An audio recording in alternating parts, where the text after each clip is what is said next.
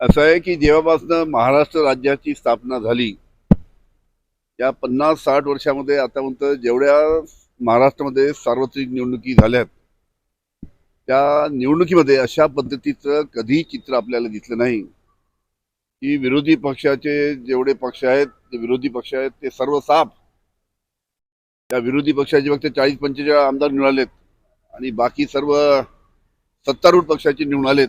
अशा पद्धतीनं महाराष्ट्राच्या इतिहासामध्ये घडलं नाही.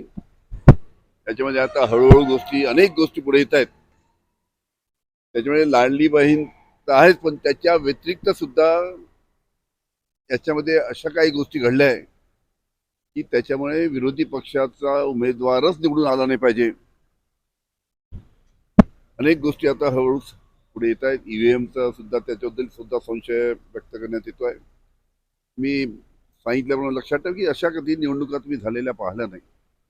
त्याच्यामुळे काय घडलं की याच्यामुळे काँग्रेस, राष्ट्रवादी, शिवसेना या पक्षाचे फक्त 45 आमदार येऊ शकले आणि ज्या भारतीय जनता पक्षाच्या बाबतीत प्रचंड नाराजी, शेतकऱ्यांची कापसाच्या बाबतीत, सोयाबीनच्या बाबतीत, महागाईच्या बाबतीत, अनेक मोठे मोठे उद्योग महाराष्ट्राच्या बाहेर याच्या बाबतीत इतकी मोठ्या प्रमाणात नाराजी असताना अशा पद्धतीनं भारतीय जनता पार्टीला जनतेने कसे मत दिले